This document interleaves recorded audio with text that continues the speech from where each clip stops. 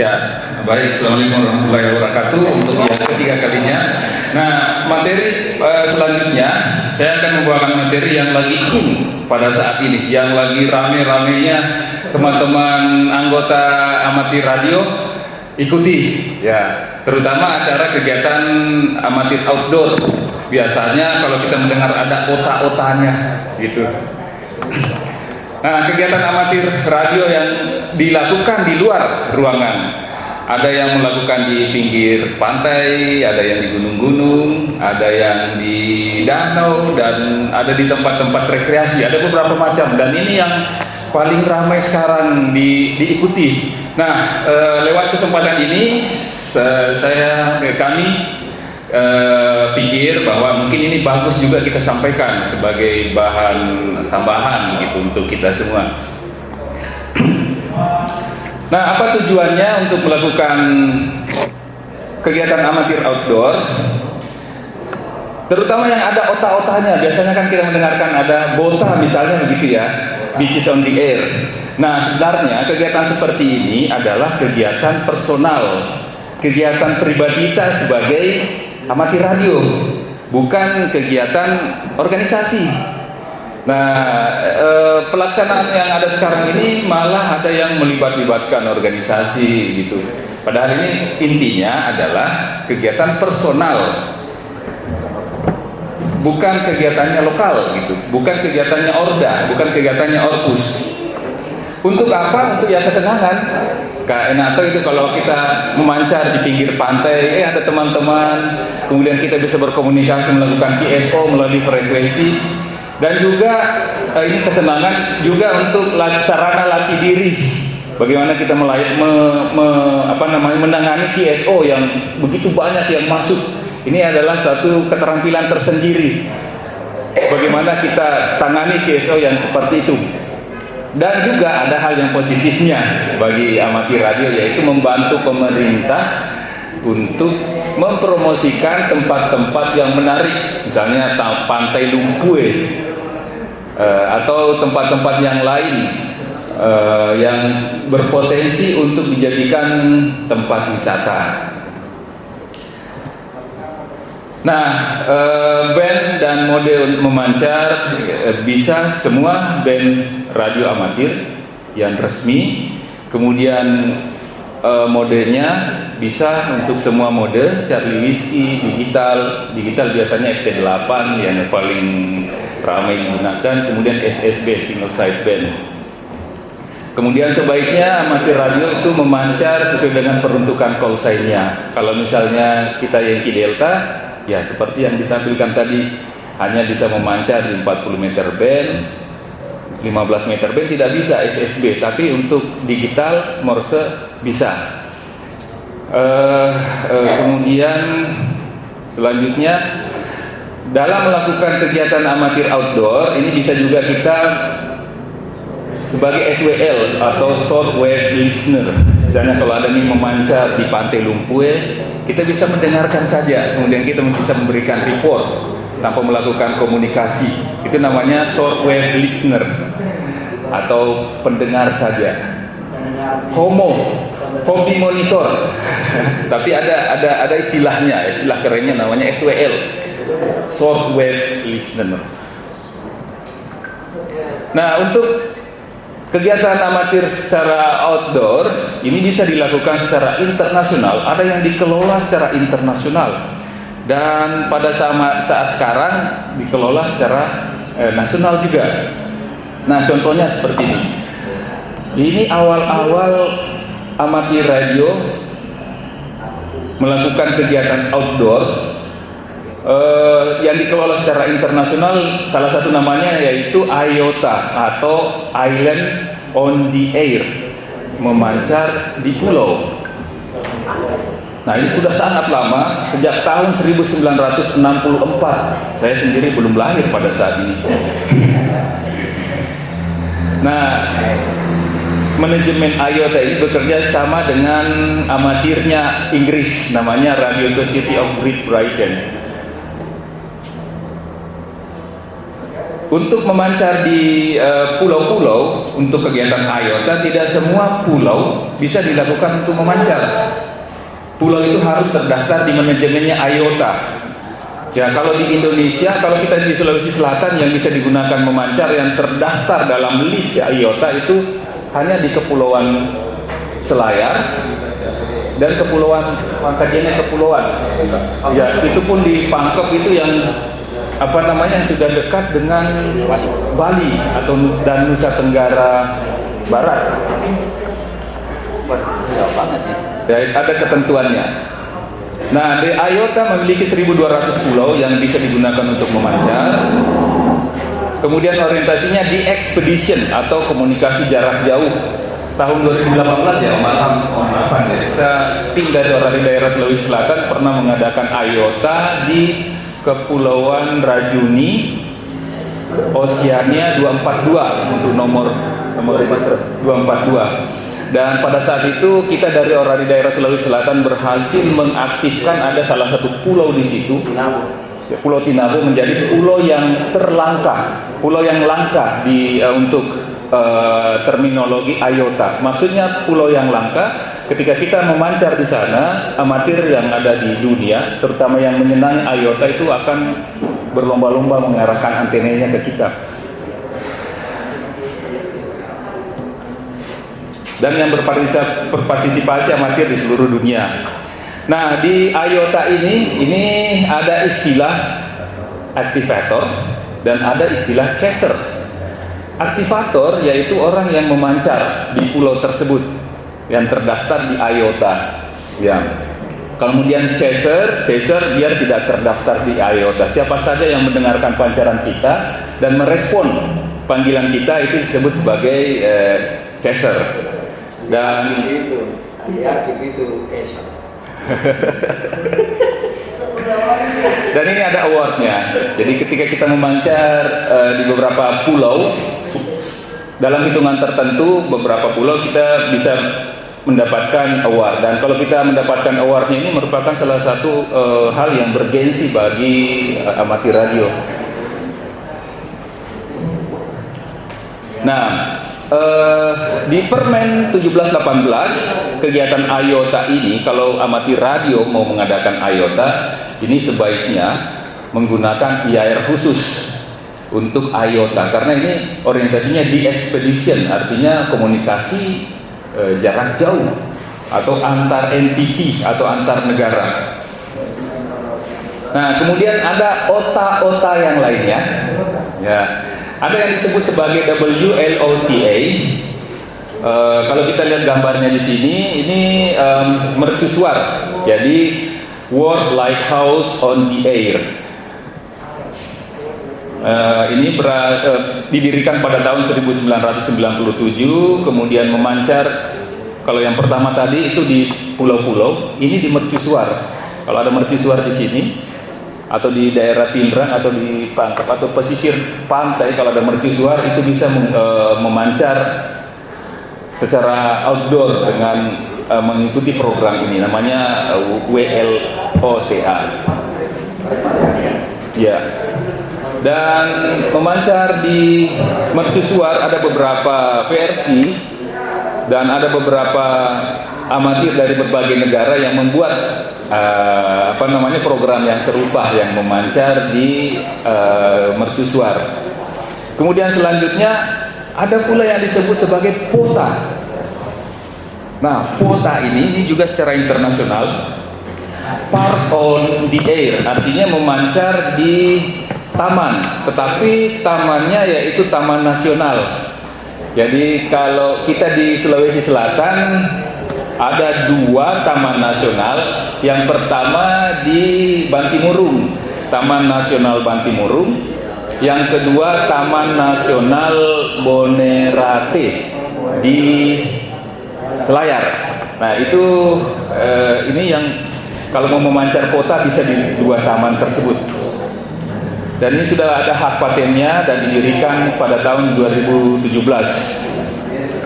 Dan kota ini dimiliki oleh ini W3 Whiskey 3 Alpha Alpha X-ray. Jadi program ini bukan program lembaga amatir, tetapi dimiliki oleh perseorangan, gitu. Nah, ini juga menggunakan istilah aktivator untuk yang NCS-nya. Kalau yang menerima respon dari NCS atau yang berpartisipasi dalam POTA ini disebut sebagai hunter, ya. Dan POTA ini menggunakan kode etik DX.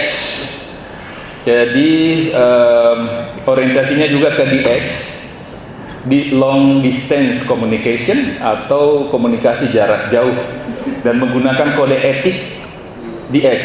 Salah satu kode etik DX yaitu listen. Artinya dengarkan. Kalau sudah didengarkan, dengarkan lagi. Kalau sudah didengarkan lagi, dengarkan lagi, baru ngomong. 3 kali. Nah, kalau untuk di Indonesia, untuk taman nasional yang bisa digunakan untuk melakukan aktivasi ada 107 taman nasional yang ada di Indonesia. Kalau di Sulawesi Selatan ini tadi ya, Bantimurung kodenya Yankee Bravo 0053. Kalau di Bonerate Yankee Bravo 0030. Yang lainnya lagi ada namanya SOTA, bukan SOTA ya. Kalau SOTA ya SOTA tahu, kalau ini SOTA aja. Summit on the air, artinya memancar di puncak gunung. Ada awardnya ketika kita misalnya aktivatornya memancar pada beberapa gunung, maka bisa mendapatkan award. Juga yang selalu checking atau yang itu chasernya, kalau sudah sekian banyaknya checking, bisa mendapatkan juga award. Sudah ada lebih 100.000 puncak gunung yang ada di Indonesia memiliki kualifikasi SOTA. Nah, untuk di Indonesia ini kita belum mendapatkan banyak gunung karena persyaratannya agak ribet. Kecuali baru satu yang ada di Goa, Gunung Bawah Karai. Itu bisa diaktifasi untuk SOTA secara internasional. Yang ada di Kabupaten Nreka, Tator, banyak gunungnya di sana, menggunakan istilah aktivator dan chaser. Nah, yang lainnya yang paling terkenal, yang paling populer, ada yang disebut sebagai BOTA, ya, atau beaches on the air, atau memancar di pantai. Nah, ini dimiliki oleh Diego Valera, Eko Charlie One Charlie Whiskey. Jadi bukan lembaga, tapi ini milik pribadi yang namanya BOTA. Makanya tadi kegiatan OTA-OTA seperti ini adalah kegiatan pribadi amatir karena tidak dilembagakan oleh organisasi amatir, hanya dimiliki oleh amatir, begitu. Ada yang mensponsori Eurosky Network, sebuah non-government organization bergerak di bidang teknologi pendidikan. Kemudian kalau di Indonesia, BOTA ini pertama kali diaktifasi oleh Om Kenji Yankee Charlie 3 Kilo November Juliet pada tahun 2019. Tapi kalau di call area 8, ya, ini diaktifasi oleh Yankee Charlie 8 Alpha Oscar, dan termasuk pendukungnya adalah Yankee Bravo 8 Charlie Mike Kilo. Kita sama-sama satu tim mengaktifkan danau pantai Capa Ujung. Dan untuk selanjutnya Capa Ujung di Kabupaten Bone, di Parepare juga ada. Dan selanjutnya dilanjutkan oleh teman-teman. Namun pada perjalanan selanjutnya ini ada masalah sedikit, karena di Indonesia pun ternyata dibuat juga BOTA atau Beaches on the Air. Namanya IBOTA, gitu ya. Setiap kali teman-teman amatir memancar di Bota biasanya juga dinebengkan ada dalam tanda petik Ibota, sehingga Diego Valera, Eko Charlie One Charlie Whiskey, pemilik ini uring-uringan. Kenapa? Karena loh, kok kita yang buat, kamu selalu ikut-ikutan di kita gitu. Kasarnya seperti itu. Akhirnya dulu ada masalah seperti itu. Dan kita di Indonesia membuat sendiri yang namanya Ibota, Indonesian Beaches on the Air. Nah, ini dimiliki oleh Yankee Charlie 5, Yankee Charlie. Jadi Ibota ini milik perseorangan gitu. Nah, ini mengadopsi model Bota. Jadi ada yang namanya chaser, ada yang namanya aktivator. Untuk mengaktifkan satu pantai misalnya harus ada sponsornya misalnya. Kalau di Bota tadi untuk mengaktifkan misalnya Capak Ujung, kita memerlukan sponsor. Ya, sponsor. Supaya pantai Capak Ujung itu didaftarkan di list Bota yang berjumlah 300.000 pantai di seluruh Indonesia, seluruh dunia. Tetapi kalau di Bota tadi untuk mendaftar, sponsornya harus membayar ke manajemennya Bota gitu. Jadi ada pembayaran. Kalau di Ibota saya sudah tidak tahu lagi informasi terakhirnya. Kalau untuk mengaktifkan satu pantai, apakah ada yang dipakai untuk membayar atau tidak? Nah, skema penghargaan award, kemudian menggunakan istilah aktivator chaser. Kemudian yang selanjutnya secara nasional ada juga yang disebut sebagai Bota. Ini dijalankan oleh Yankee Bravo 6 Delta X-Ray, Yankee Bravo 6 DX Community. Yang di lembaganya itu ada yang disebut sebagai YB6D Expedition. Ini memancar di pantai, juga orientasinya award, ada aktivator, ada chaser, kemudian ini mempunyai admin atau tim supporter. Misalnya kalau kita di sini misalnya mau melakukan aktivasi pantai, jadi seminggu sebelumnya kita mendaftar di sini YB6D Expedition. Nanti timnya yang akan membuatkan pengumumannya berbentuk leafletnya. Setelah itu kita memancar. Setelah memancar kita berikan kita berikan lognya ke timnya. Nanti timnya itu yang akan membuatkan IKSL card-nya. Jadi tugas kita hanya memancar aja, tentukan tempatnya, memancar. Yang membuatkan KSL card-nya itu ada tim yang membuat. Nah, ada juga di danau namanya LOTA, Lakes on the Air. Ini mungkin yang pertama di dunia barangkali ya. Tapi kalau di Indonesia ini yang pertama di Indonesia memancar di pantai.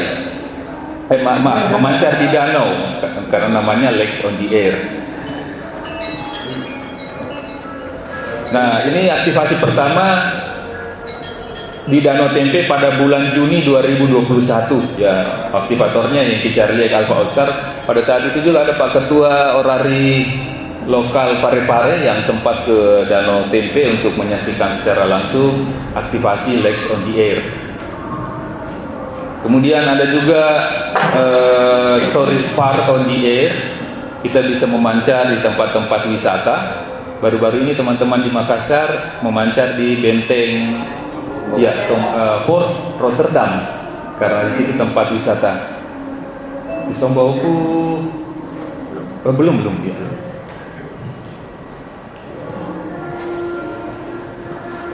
Ya, ada beberapa mota-mota yang lain, kota-kota yang lain. Ada juga mountains on the air. Misalnya kalau kita punya bukit-bukit atau gunung-gunung yang ada di sini, kita bisa memancar di situ dan menggunakan nama ini untuk kegiatan tersebut. Ya, ada lighthouse on the air, ada temple on the air, ada berbagai macam ota-ota lainnya. Dan di samping ini ada juga ota yang lainnya, tapi mirip namanya. Kalau ini kan kegiatan amatir outdoor. Ada yang setiap tahun dilakukan dan itu yang melakukan pemeran utamanya adalah anggota pramuka atau apa yang disebut sebagai jota. Ya, ada juga otanya, tapi namanya jota atau jambore on the air. Nah, kalau jambore on the air ini bukan kegiatan pribadi, bukan kegiatan personal amatir, tetapi ini kegiatan yang dilakukan oleh pramuka dan oleh pemerintah. Untuk melakukan jota harus ada IAR khusus atau izin amatir radio khusus. Nah, bapak-bapak, ibu-ibu, pemerintah sudah memberikan alokasi call sign untuk jota. Misalnya kalau di Parepare, Yankee Hotel X Alpha Juliet X-ray. Kalau di Sidrap, Yankee Hotel X Alpha Juliet Oscar. Kalau di Pinrang, Yankee Hotel X Alpha Papa Alpha Juliet Papa. Ya, jadi ada beberapa rekan amatir yang mungkin salah kaprah. Karena kegiatan jota ini sebelum kita memanjat harus diizin dulu, diurus dulu izinnya. Ada beberapa rekan kita alokasi frekuensi yang diberikan oleh pemerintah itu langsung dipakai tanpa mengurus izinnya. Nah, itu merupakan kegiatan memancar yang ilegal. Jadi sebaiknya untuk kegiatan jota diurus dulu izinnya dari lokal, kemudian disampaikan ke Orda. Ini tidak ribet. Bahkan ada orari lokal yang besoknya jota, hari ini diurus jadi. Yang penting disampaikan ke Orda. Insya Allah teman-teman di Orda, terutama Pak Kabid organisasi Pak Haji Mansur, sangat concern dan tanggap kalau ada seperti itu. Kita bisa bantu. Oke, baik. Selanjutnya, nah, karena banyaknya ota-ota, apa yang terjadi sekarang? Modelnya penanganan QSO kita itu Indonesian style. Ya, apa maksudnya Indonesian style? Ya, hanya ada modelnya yang ada di Indonesia. Kalau di Jepang, Malaysia, Filipina tidak seperti itu. Maksudnya kenapa? Maksudnya bagaimana? Ya, coba kita lihat di Orari Nusantara Net gitu. Ketika NCS mempersilahkan untuk memanggil, yang terdengar di situ adalah sufiks Bravo Victor, ya, Alpha Oscar, Charlie Papa Zulu, Alpha Oscar, Alpha Oscar, Alpha Oscar, Alpha Oscar. Seperti itu yang terjadi sekarang. Indonesian style. Dan masih terdengar pemanggilan yang bertumpuk-tumpuk. Alpha Oscar, Alpha Oscar, Alpha Oscar. Pokoknya tidak ada nafas. Alpha Oscar. Dan kecenderungannya ada adu kekuatan pancaran. Nah, ini yang perlu kita kita perlu berikan pembinaan kepada teman-teman atau pengertian kepada teman-teman. Indonesian style. Kalau yang bukan Indonesian style yang bagaimana? Ya, kalau acara-acara secara internasional itu langsung memanggil full call sign. Ya, di sini yang Charlie Alpha Oscar portable di Pantai Dumpuy Parepare standby. Begitu standby, langsung memanggil Yankee Charlie Bravo Victor. Begitu terdengar begitu satu atau dua kali panggilan, langsung dipanggil Yankee Charlie Bravo Victor. Di sini Yankee Charlie Alpha Oscar report untuk Anda 5 dan 9. Terima kasih dan 73. selesai. Nah itu yang secara internasional. Nah, apa yang sebaiknya dilakukan? Yang pertama dulu kita harus pahami bahwa kegiatan OTA yang tadi yang disebutkan ini adalah kegiatan individu amatir, bukan kegiatan organisasi. Ya, mungkin ada beberapa rekan yang menafsirkan secara berlebihan, menganggap bahwa kegiatan ini kegiatan orlok, dilibatkanlah orlok, dibuatkanlah surat-surat orlok, padahal ini kegiatan individu. Nah, apa yang dilakukan? Apa yang sebaiknya dilakukan kalau kita mau melakukan misalnya BOTA, LOTA, ya kecuali Jambore on the Air. Sebaiknya anggota amatir itu membuat penyampaian kepada organisasi di mana dia akan memancar, bukan izin. Jadi organisasi tidak memberikan izin. Kita hanya menyampaikan baik secara lisan, lebih baik tertulis bahwa kami misalnya Yankee Delta Echo Delta Juliet akan melakukan BOTA atau akan melakukan MOTA, Mountains on the Air, pada tanggal sekian. Di mana tempatnya? Misalnya di Parepare atau di Pinrang atau di Baru misalnya. Selain itu, adapun hal yang lainnya kita sampaikan ke penguasa setempat, misalnya pemerintahnya di mana kita mau memancar, atau di pariwisata, dinas pariwisata, karena kegiatan kita ini kegiatan di samping latih diri juga merupakan kegiatan yang membantu pemerintah untuk memperkenalkan potensi wisata versi amatir gitu. Ya, gitu. Dan pelaksanaan OTA ini sebaiknya diarahkan pada di-expedition. Apa maksudnya? Ya, sekali-sekali kita memanggil stasiun dari luar negeri.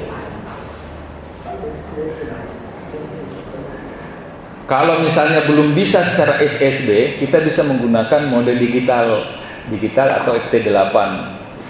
Kalau FT8 sangat mudah, terutama Jepang itu sangat mudah melakukan kontak dengan kita. Dan tidak semata-mata mengejar kuantitas log. Ya biasanya kalau kita sudah log, wah sudah ada 200, 300 yang check-in itu, apa gunanya kita secara kuantitas tetapi secara kualitas diabaikan gitu. Nah, untuk aktivator atau operatornya sebaiknya sebelum memancar, sebaiknya mempunyai pengetahuan untuk penanganan ISO yang baik sebelum memancar. Ya, ada satu contoh. Ada salah seorang teman yang saya pernah coba checking. Setelah operatornya mempersilahkan untuk memanggil, maka saya mencoba berpartisipasi dengan menyebutkan call sign saya, Yankee Charlie Alpha Oscar. Setelah saya dipanggil, kemudian operatornya mengatakan, Alpha Oscar silakan dilengkapi. Saya langsung protes, saya sudah memanggil dengan full call sign. Banyak orang yang mendengarkan, ada yang tersenyum. Nah, olehnya itu kembali lagi operator yang akan memancar sebaiknya mempunyai pengetahuan untuk penanganan PSO. Pengetahuan yang apa yang dimasukkan, yaitu pengetahuan bagaimana menangani pile up gitu. Yang namanya pile up, kalau sudah sangat banyak panggilan yang masuk, sudah bertumpuk-tumpuk, sudah pile up. Nah, kalau sudah pile up seperti itu, kita bekerja secara split. Ya, that place kalau 2 meter band, that place. Lain memancar, lain menerima. Ya, biasanya mengatakan up 5. Misalnya memancar di 7 700. Nah, kalau mengatakan up 5, 705. Nah, itu. Yang memancar 700, yang menerima 705. Ya, sehingga untuk penanganan QSO-nya begitu memanggil dengan full call sign, langsung kita panggil. Full call sign langsung dipanggil. Ya, penanganannya seperti itu. Memang cara seperti ini memerlukan latihan yang banyak gitu.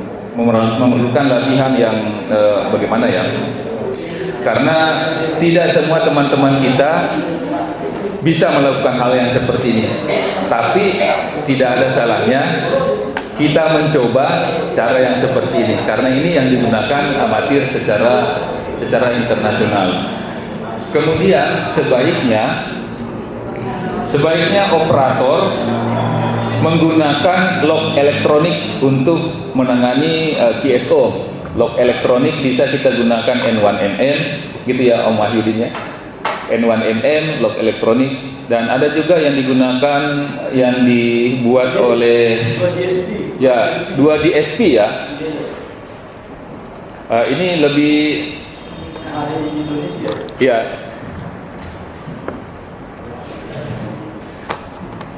Ini lebih menarik karena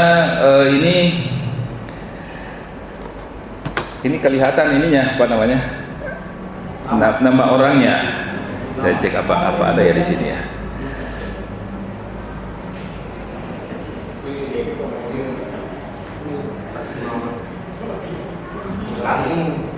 Dua DSP. Kayaknya tidak ada.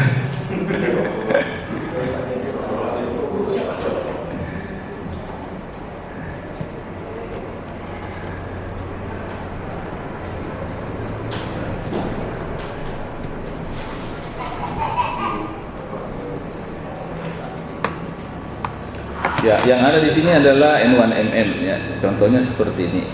N1MM.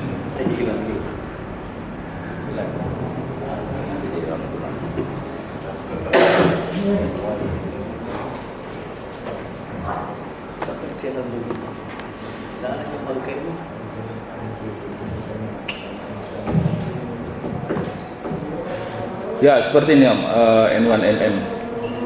Kalau yang sering mengikuti kontes, ini software tidak asing lagi ya. Seperti Om Wahyudin, Om Andi Akrab, ini sudah tidak asing lagi. Dan juga teman yang lain yang mungkin sudah pernah menggunakan ini N1MM. Misalnya saya log Yankee Bravo 8 Delta Kilo 5. Ini misalnya main di 21376 di 15 meter band, tinggal diklik, akan terlock di sini bersama dengan lock yang lainnya.